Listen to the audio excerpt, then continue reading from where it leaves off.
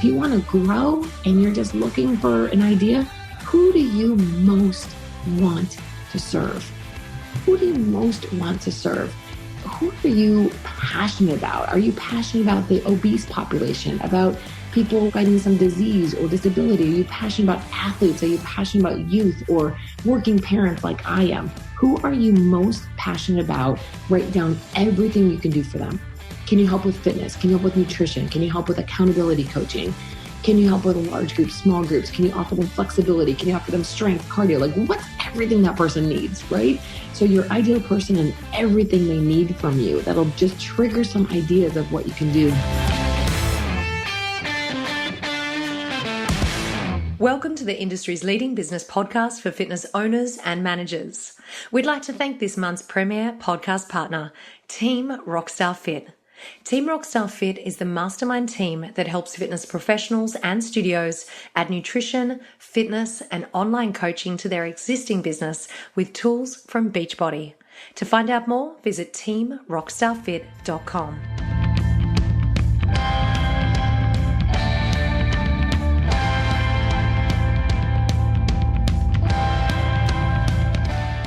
Welcome everyone to a very special edition of the Fitness Business Podcast.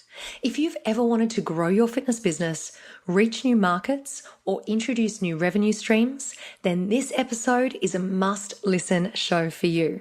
Team Rockstar Fit have been an important part of the FBP family for a number of years now, and I recently caught up with the founder and good friend of the show, Trina Gray.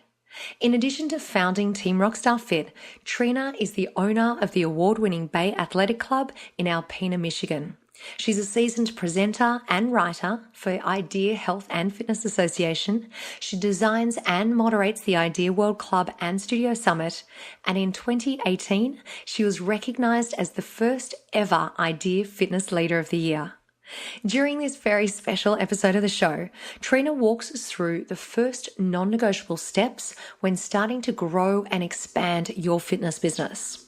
We chat about some of the ways that you can incorporate new revenue streams into your business. We take a look at challenges to look out for and things to avoid when introducing new revenue streams. And we talk about how you can minimize risk to ensure that you have the very best chance of succeeding. I loved chatting to Trina about this topic, and I think that you're going to get a lot out of today's show.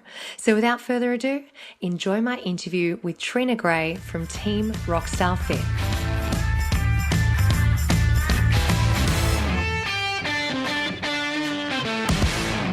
I am so thrilled to welcome back our special guest for today. Trina, welcome. Thank you for coming back on the show again.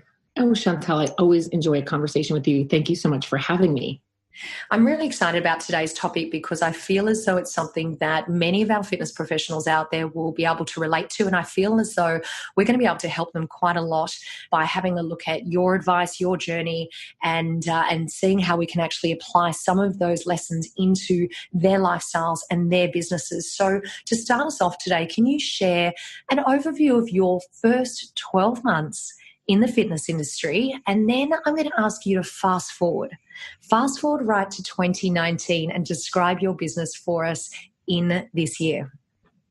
It was such a fun question to reflect on today. And I'll start with, I entered the industry 20 years ago as a group fitness professional, teaching group fitness classes as a very part-time side gig. But let me take you forward to 13 years ago when I opened my first health club, so a medically based health club. 13 years ago, I did that. So my first year in the business as a club owner, trainer, also the person doing, the HR, the janitor work, the hiring, the firing, the, everything, I was the all hats at that point. The first 12 months as a club owner was exciting. It was invigorating. It was one of the most exciting times of my life in terms of feeling extremely purposeful. I was in my jam. I knew that I was doing what I was meant to be doing. So sometimes we always focus on what wasn't going well right away, how buried we were.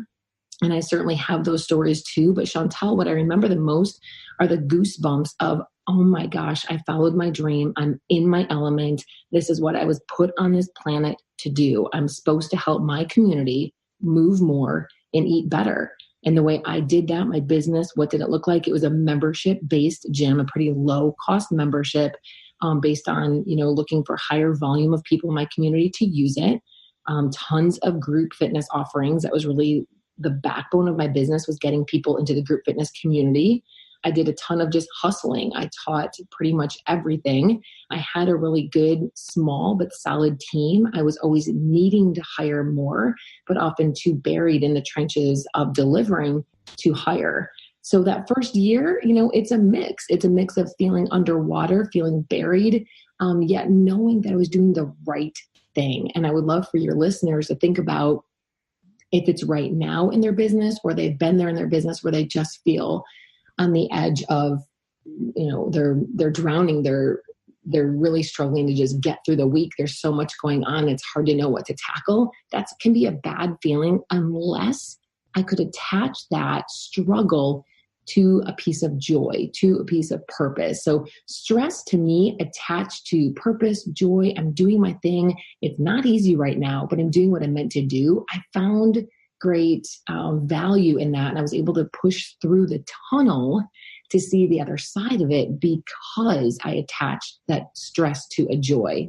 So yeah, let me take you to today. And I hope that tip helps people to think like, is this stress meaningful? If the stress is meaningful, push through it and keep looking to make your life easier and simpler along the way. You'll get better the more you do this industry. So what does it look like today? Oh my gosh, it's thriving and beautiful, and I love it.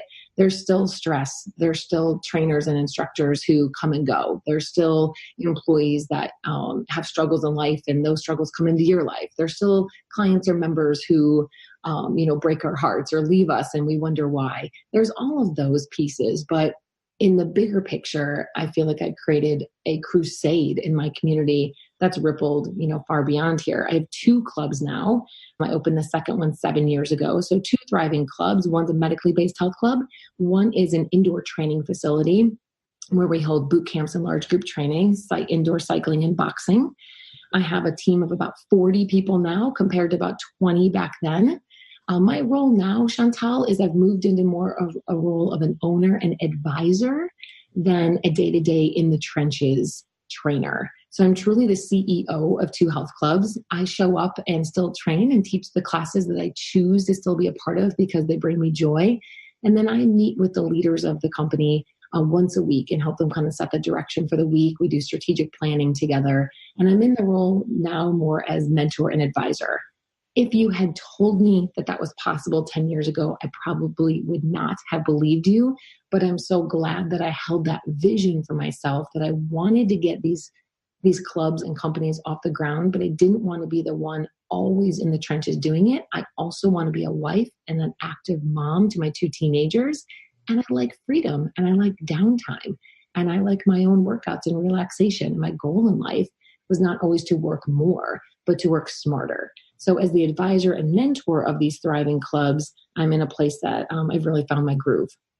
Trina, I have to say, I've known you for, I think, a couple of years now, and I admire so much the way that you are able to handle the various roles that you've had, and it's really fascinating hearing about the journey that you've come from the early days of opening up your first club to now having 2, and that change in the role over that time. And I feel as though there are many fitness professionals that will be in the shoes that they want to take that next step. They do want to grow their business, they want to expand, and they want to evolve. And based on your experience, can you share with us what you would recommend as some of the non-negotiable steps in that journey? Yeah, it's a great question. And, honestly, I could give you 20 different things that I did to grow, but I want to offer a few tangible things that I think anybody listening, no matter what size their business is, no matter what their next steps are, I think these are just good business principles.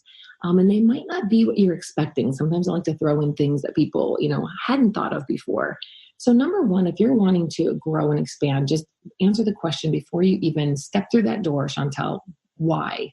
Are you wanting to grow because you feel the pressure to grow, because you think that other people want you to grow, because you can grow? I remember early in my career, Chantal, saying to my brother, who is a very successful attorney and owns his own practice, I told him within 6 months of opening my club that it was going so well, I couldn't wait to expand. And he said, well, why would you? And I said, because my company's going so well, the club's doing so well, I could open multiple locations in other cities. And he said, well, just because you can doesn't mean you should. Why would you want to do that? So sometimes you have to check your ego and decide, why are you growing? Growth is a good thing when you've answered the question of why. So when it was the right time for me, 7 years later, I grew in terms of bricks and mortar. But in those first few years, I grew so much just in services, in programs, in offerings, I went deep in my business before I went wide, which is tip number 2. So one, answer, why do you want to grow? Is it ego? Is it because you can? Is it because you think that others are? And if you do want to grow, is there a way to grow deeper in your business, offer more to your existing clients, offer more bells and whistles, more nutrition, more specialty programs? Can you offer them more before you decide to spread yourself too thin? A couple other tips. Think about what you do best and stay in your lane. There's a super funny commercial playing in the States right now. If anybody has seen it, it's a tattoo artist telling the guy he's giving a tattoo to who's trying to give him advice to stay in his own lane. It makes me laugh. Stay in your lane. If you are really good at serving the youth market, stay in your lane. If you're really good at serving working parents, stay in your lane. If you're really good at helping seniors stay active in their later years, stay in your lane. Look for ways to add services, programs, or products that fit your avatar, the people you serve best. So sometimes when I'm working with trainers and fitness professionals all around the world and they're asking me about growth, they're always looking to get into a new market. Like they train parents really well right now, but they really want to get the youth market. Or they're training youth really well, but they really feel like they need to get into corporate. Okay, listen, what do you do really well? I guarantee you there are several layers deeper you can go with what you're doing right now before you spread yourself too wide. My last tip on this one, and I have so many, Chantel, but I'll keep it simple. Before you decide to grow, decide where you most need your help. So this is what I did. Now, this might be different. I'm a working parent, right? I knew if I wanted to grow more in my fitness business, so I grew by getting into corporate and boot camps and online, all kinds of things we'll chat about in a minute. But I knew I had really strong vision for my business growth. And I knew that something was going to start falling apart. So I either needed to decide, do I need more help at work? Do I need more help at home? People forget that piece. I was able to actually put more of my thought and time into my business by getting some more help at home. This was just simply help with getting some, house cleaning and getting people. I hired someone to help me run errands, which might seem strange, but listen, all the time I was burning as a mom, doing things that weren't of direct value to my kids. I'm not replacing time with my kids. I was replacing time running around town, running to the grocery store, running to the vet, running to, errands for the next birthday party. I tried to find help in a way that was unique to me, that I needed help domestically so I could either be with my family or be investing in my business. And I think that's sometimes an overlooked area. We don't always just need help in our business. We sometimes need help outside of our business. So I did that, and that allowed me to then pour more time and energy into my business and see where I needed to hire there. Trina, you just talked about getting deeper in our business and incorporating new revenue streams into the business. I really want to dive into that because I think this is an area that we can all think about how we can actually start to evolve our business by incorporating new revenue streams. So talk us through some of the ways that we can do that. Yeah, absolutely. Again, I like to ask a higher level question, look down on it first, and answer this question before you decide what revenue streams you want. So think about this. What do you want your lifestyle to look like? And what I mean there is, honestly, what do you want a day in your life to look like? If you could just map that out, even while you're listening to this call right now, or when you get back, if you're listening to this podcast on a run, when you get back, pull out your notebook. What do you want a day to look like? What time do you want to get up? Who do you want to work with? How far do you want to drive or not drive? What time do you want to call it a day? How much free time do you have? You have to answer that first to know what additional revenue streams would be a good fit for you. If when you closed your eyes and saw an ideal day and you saw you taking a leisurely walk in the morning and having coffee and wrapping it up in the afternoon, you're not going to go open a studio, right? You have to want to really grind. And I know people don't always love that word, but if you're going to start something from scratch, which is not always the answer, but if you are going to start something from scratch, you have to know that you're going to make some sacrifices in free time, sacrifices in sleep, sacrifices with your family. Like it or not, this is real life as an entrepreneur and business owner. You have to know going into it that I'm going to make some short-term sacrifices for this couple years for some long-term gain. But that's not the only way to grow. You might decide that you want to grow by just finding other locations to train out of. You might want to, decide to grow by going online, by just focusing on working with more businesses and getting really good at corporate work where it's really a lot of it done during the day. So thinking about that piece first, Chantel, is what do you want your lifestyle to look like? Do you want to build something that requires you to hire other people, or do you want to build something that you can maintain on your own? Do you want to build something that requires you to manage and have employees? I have that, but I also have a team of people that work independent as independent contractors, and that is more of a mentoring advisory role as opposed to an employer role. So that is the big question first, is what do you want your lifestyle to look like? And let me just give you a quick example of how I put this into practice with people. I happen to be talking to a really awesome fit pro just yesterday. His name is Joel, and he's a trainer in Nebraska here in the US. And he wanted to talk to me about corporate fitness and corporate wellness. So we were building this idea of a corporate fit challenge that he can launch in his community. And after we got through about a half of the conversation, he stopped and said, well, Trina, when do I actually have to go into the company and lead like lunch and learns or lead workouts? And I said, well, Joel, at the beginning of the conversation, I asked you what you wanted your lifestyle to be. And you said that you have a normal 9-to-5 job. And at the end of that, you want to come home and see your wife and daughter. So I'm not going to send you all over town leading workouts at night if that's not what you want your life to be. So I'm going to help you set up your corporate program to be done mostly over phone or video conference or online. And he just took this deep breath and was like, wow, I can grow within the own parameters that I want to grow in. It was really just an eye-opening moment for Joel to see that there's ways to grow his career. So he works full-time in a different industry, but wants to grow as a trainer. And that might speak to a lot of people listening. Not everybody works full-time in fitness right now. So he has a normal job, but he wants to get more into fitness. And when he said, at the beginning of the call, he said, I don't want to go train in the gym. I don't want to be away from my wife and new baby. So I said, great. And we set up this idea of a corporate fitness program that he could run that's, again, mostly virtual and over the phone and things he could do from home. And I think it was just a joy to see someone realize that you are in charge of your career and you are in charge of what you do in the fitness industry. And there are so many stones to turn over. Joel also has a huge thriving fitness community online where he trains dads all around the country. And I was giving him some tips of, again, how to grow there without really sacrificing family time. That's something he can do when, his daughter goes to bed at night from the comfort of his own home. So trainers, fit pros out there listening, think about this. What do you want your lifestyle to look like? By the way, there's nothing wrong with wanting to work mornings or evenings. I certainly do. I love training at my gym in the evenings. That's an energetic time for me.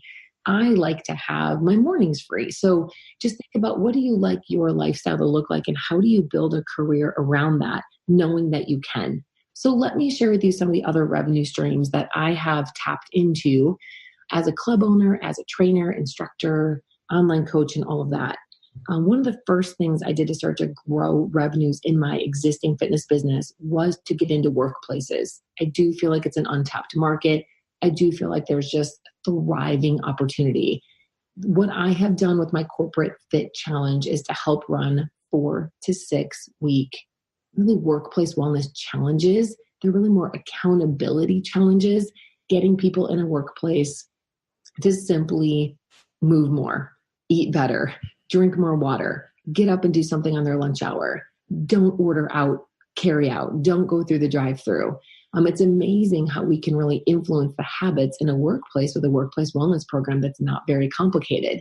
So I saw an in there in my community, Chantal, and I have done that now for the past 12 years, probably 400 different workplaces. And that was a huge feeder system into my clubs and into new memberships and new revenue. So corporate fitness is something I definitely think that people should look into.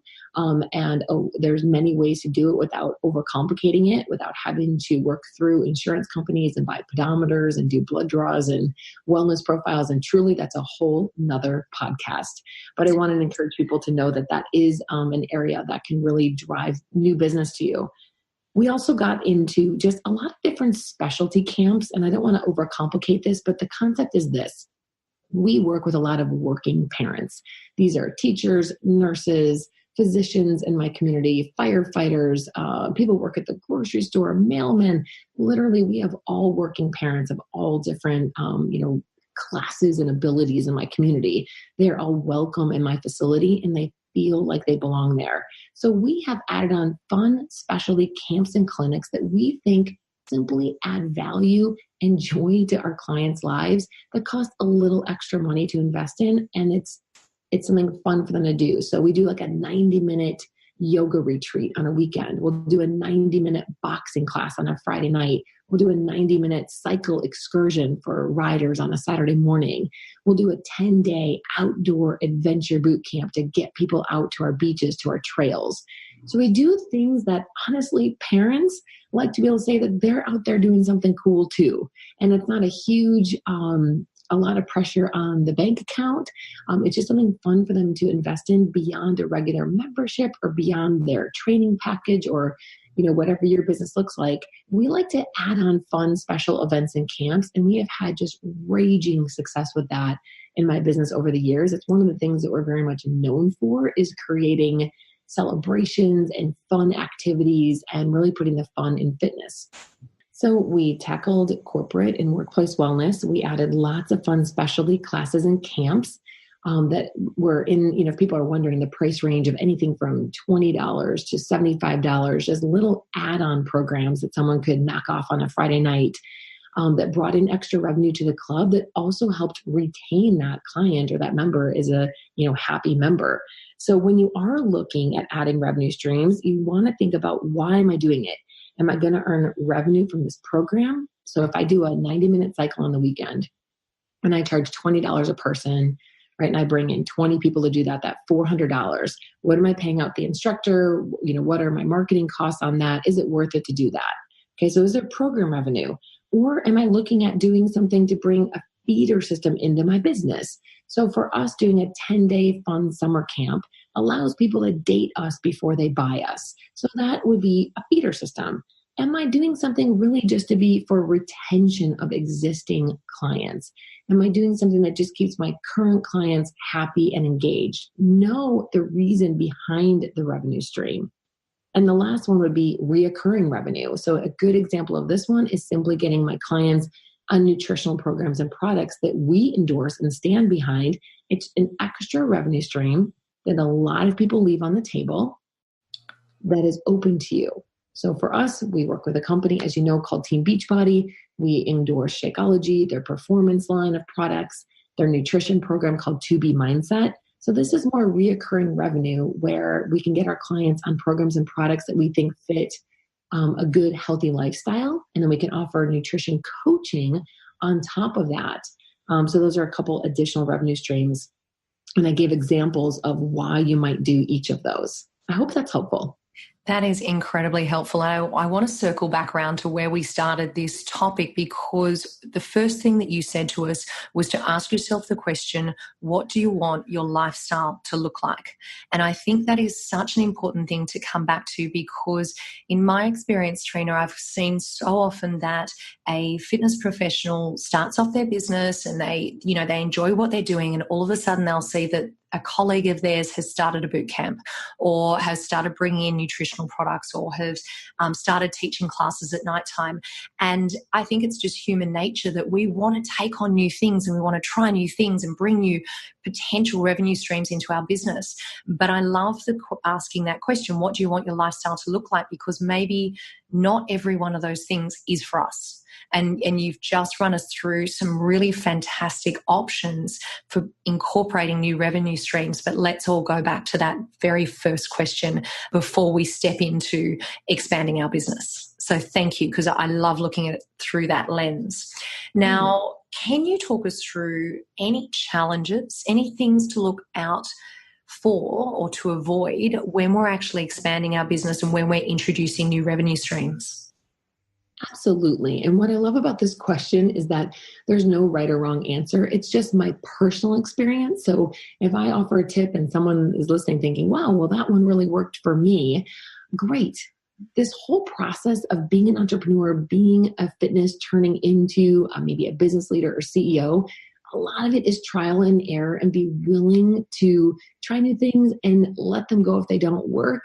So what worked and didn't work for me, this is just after 13 years of owning clubs, what I want to share. And if it doesn't fit you, that's okay. So the first one for me, honestly, is don't spend a ton of money on software or equipment or products in order to grow if you're really not sure that that's the right fit for you. I sometimes got caught in the trap. Now, there is great software out there, great technology out there, great equipment out there. I have a lot of everything. I can promise if you looked at my gyms, you would see a lot of these things in place. However, I did my research and I figured out what fit me. So just because a software company or a client management system is the biggest rage, make sure it fits you, and don't look for more bells and whistles than what you can even accommodate right now. An example, Chantel, would just be if your client management software is working for you, use it to the best of its ability before you decide to expand.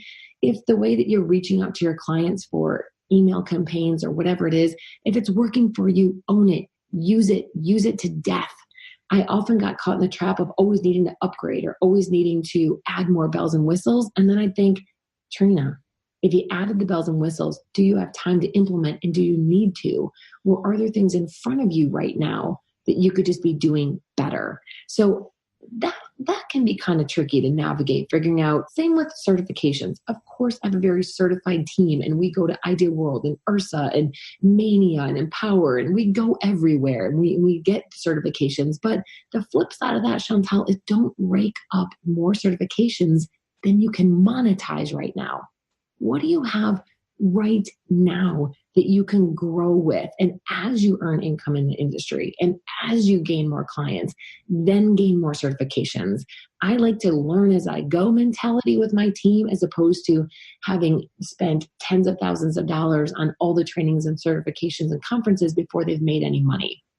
So those are a couple things. I think that we tend to overcomplicate what we do in business. And I just want to encourage you, if you're going to grow the simplest way from A to B. If you want to add something new, for example, we're adding new boxing program at my gym right now. I'm going to get 100% behind it and make the biggest splash with it. I never grow with one toe in the water. Never. I grow with a splash. We bought 20 new bikes, they're beautiful, amazing bikes with awesome technology. And when we did that, we did a countdown. We did videos. We went live. We basically named the bikes. We showed them us moving them in. We kicked off new classes. We have all this new marketing. We have new training for instructors. When I went in on the bikes in January, Chantal, I went in with a splash, never with a toe in the water. It's like it's a huge celebration. And if you're celebrating as the business and as the owner, I can just imagine how your members must have felt when you launched those new bikes. Oh, it was amazing. I mean, people giving you hugs, people high-fiving, people talking about it.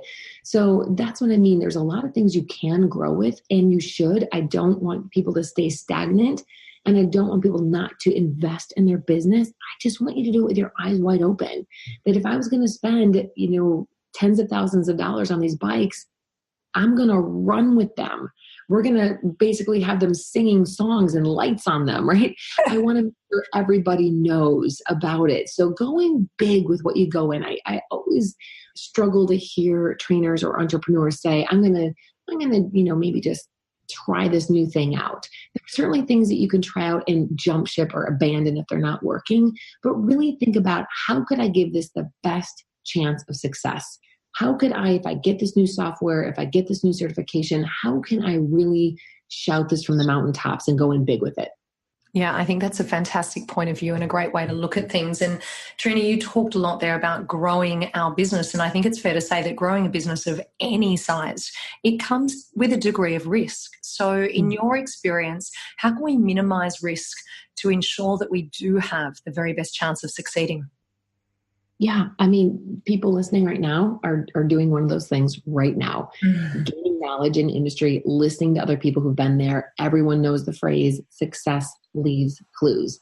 Be willing to learn from others who've walked in the shoes in front of you and learn from them and implement. So, be a student of the industry, read the magazines, listen to the podcast, go to the seminars that fit in your budget and fit within your goals. I obviously am a big proponent of the Idea World Club and Studio Summit, which I help moderate and organize. And that is a place to hear from people literally leading great facilities within our industry. I also want to encourage people to just know this. This is just from my heart. You don't need to be an MBA graduate. You don't have to have a degree in business to run a successful business. If you decide that in addition to being a fitness professional or a trainer or an owner, that you're going to step into the role of CEO. CEO can sound like an intimidating term, and I want people to embrace it and say, you know what? I love fitness, but I love the business of fitness, and I'm going to get good at it. And I don't need permission from anybody to be a good business person. I believe in my product. I believe in my service. I know who it helps. I know the problems it solves, and I'm going to be a CEO. So I think just embracing the role as opposed to fearing it is just another way to minimize risk. See yourself as a successful business person in addition to a passionate fit pro. We're going to finish off today with our Fit Inspiration. And for today, can you share with us 3 actions that all of our listeners can do immediately to take the first step towards growing their fitness business? Yeah, excellent. One of them is a tip I offered earlier. And if I had to get it down to just 3, I want to make sure this one's in there. Sit down with a piece of blank paper or your favorite journal or whatever it is for you. Can you please draft out your ideal day? Can you please just put down, when do you want to get up? When is your workout? When is family time? When do you disconnect? When do you travel? Like, I really need people to see what their day looks like to know what kind of a career fits that. So start there. Then number 2, simple one, is just if you want to grow and you're just looking for an idea, who do you most want to serve? Who do you most want to serve? Who are you passionate about? Are you passionate about the obese population, about people fighting some disease or disability? Are you passionate about athletes? Are you passionate about youth or working parents like I am? Who are you most passionate about? Write down everything you can do for them. Can you help with fitness? Can you help with nutrition? Can you help with accountability coaching? Can you help with large groups, small groups? Can you offer them flexibility? Can you offer them strength, cardio? Like, what's everything that person needs, right?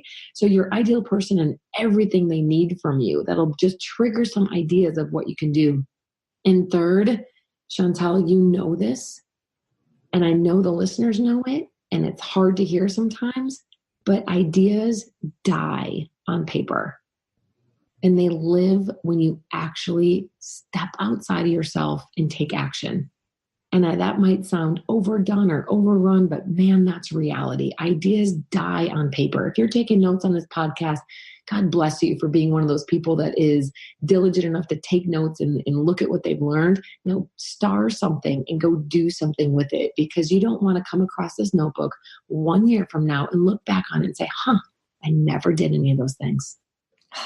I haven't heard that term before, ideas die on paper, but in my head right now, I'm thinking about all those times that we go along to fitness conferences and we write pages and pages of notes, and how often do we actually take those and make actions out of them. So I love that as a final kind of note to finish on today. And Trina, I want to say thank you so much. Thank you for joining us once again and sharing your knowledge and your expertise and your passion with all of us here today. And for anyone that wants to reach out to you, if they want to get in touch, where is the best place for them to contact you?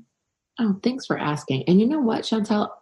I have never heard anyone else say ideas die on paper, but I bet if we Google it, we'd find it. Yeah. I'm going to start saying it now. Yeah, I said it about 6 months ago on a call, and I saw people, I was on a video conference, and I saw people kind of turn their heads. I'm like, oh, that resonated. I'm going to keep using that. So people, please pay that forward and share that with other people. Ideas die on paper. It kind of gives people that emotion. So where can you find me? You can find me on email. If you're an emailer, it's trina@bayathleticlub.com. I'm on Instagram at Trina Gray, Gray. And of course, my website is either trinagray.com or teamrockstarfit.com. Those are honestly the places where I hang out the most.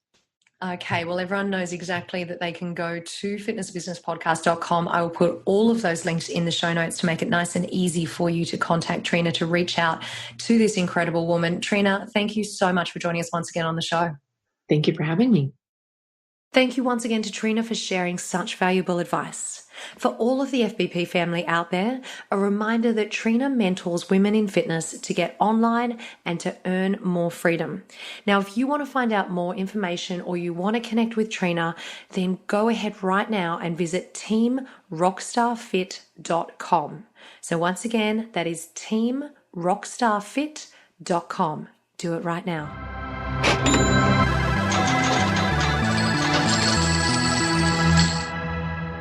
Get ready for this week's bonus segment, your extra injection of information, education, and inspiration to strengthen your fitness business.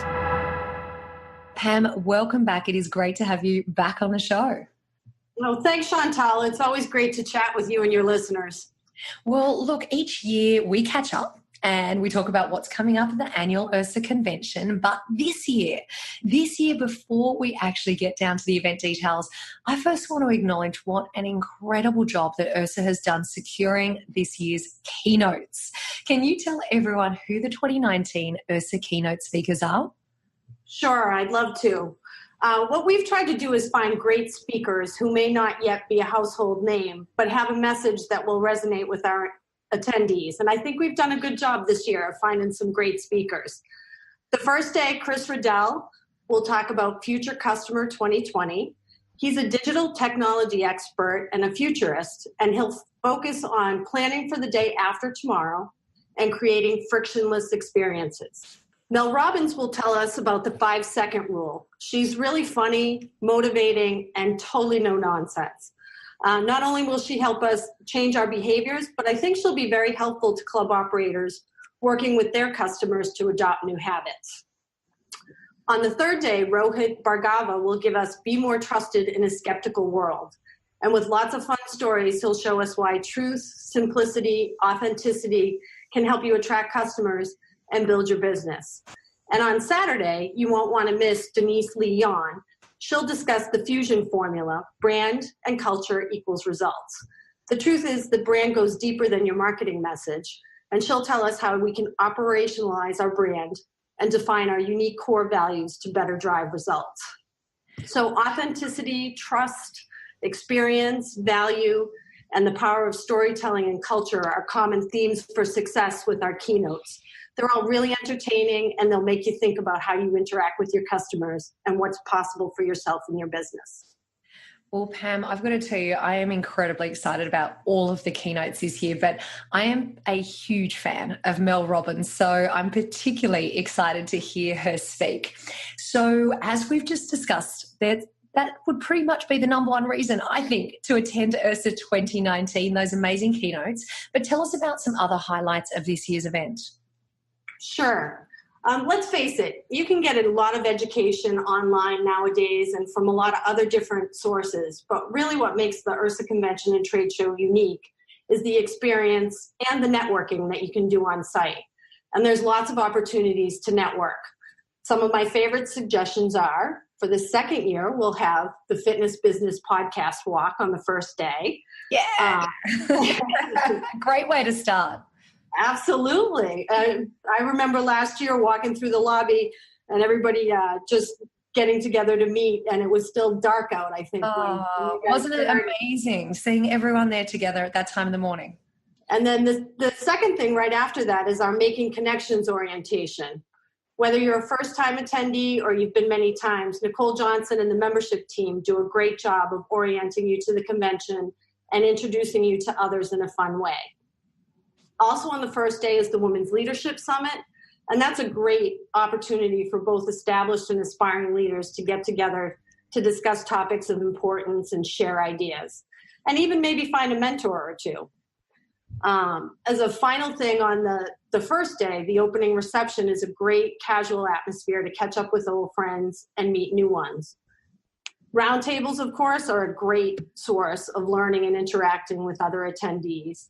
Planet Ursa is a fantastic way for the international attendees to connect. And I think one of the things that gets overlooked a lot is the Member Center and the International Lounge. We'll have a new open floor plan this year, and it's the perfect place to have meetings, to get to know the Ursa staff and how you can take advantage of your membership and use as a base to meet up. The second thing that I'd like to emphasize is the trade show. The excitement is just contagious when you walk in the doors. Many suppliers wait to introduce new products at Ursa, so this is where you can see many of the latest innovations as they're introduced. You'll see all the biggest names in the middle of the floor, but if you walk along the sides of the show, you'll find lots of up-and-coming companies. It's like visiting the largest health club in the world, and you'll get a massive workout just walking along the floor. And then the last thing I wanted to emphasize is the different formats of education offered at the convention. You have the keynotes and 60 to 75-minute sessions in a number of tracks, but there's also a lot of different ways to get short bursts of information. Ignite, which I host on the second day, it's a lot of fun.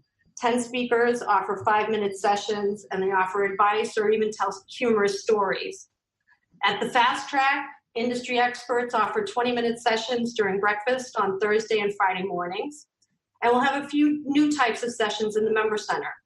There'll be meetups for independent club operators and studios. And we'll also have a new thing called Fireside Chats, which are an interactive problem-solving session where you can get advice from the group on topics like renovations, ideal pay, sales, and creating a service culture. Let's get down to details now. Tell us, what are the dates of this year's event and what is the location for this year's convention? This year we'll be back in San Diego, which is always really popular with our attendees. The dates are March 13th through the 16th for the education portion of the event. And the trade show will take place on the Thursday the 14th and Friday the 15th. Okay, Pam, so how do people register for this year's event? Well, I've mentioned a lot of details about the show, but there's a lot more that I couldn't even touch on in this short interview. So if you want more information or to register, you can visit ursa.org/convention, or you can contact us by phone at 617-951-0055. Or in the States, 800-228-4772. And I'm going to add to that and just remind everyone that our FBP Family Meetup event, which Pam mentioned as part of those highlights, that happens on day one, that is happening on Wednesday, March the 13th at 6 a.m. And just like we did last year, we're meeting at the main entrance of the Marriott Marquis San Diego at 5:50 a.m. That is a free event for everyone that is attending Ursa, and it is the best way to start your day. So we hope to see lots of you coming along. So Pam, I want to thank you so much for joining me today. Thank you for telling us all about those amazing keynotes that are coming up in 2019 and all those fantastic event highlights. I am super excited and I cannot wait to catch up with you and all of the team from Ursa in March in San Diego. Well, thanks again, Chantal, for giving me the opportunity to tell people a little bit more about what's in store. And I'm really looking forward to seeing you and all your listeners in sunny San Diego, because it's 15 degrees Fahrenheit here in Boston as we do this interview. It's sure to be a little bit warmer in San Diego, I think. Yes, absolutely. Thank you so much, Pam. Thank you.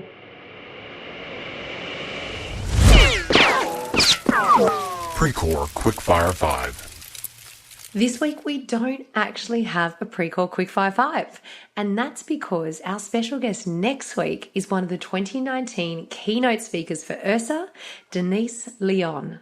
And it is thanks to our friends at Ursa that I'm actually interviewing Denise today, right now, as you're listening to this episode.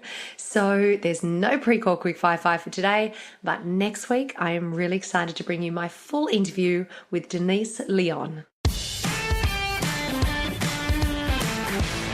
Okay, it is almost time. A reminder, I don't want you to forget that you are all invited to the FBP Family Meetup on Wednesday, March the 13th at 6 a.m. during URSA 2019.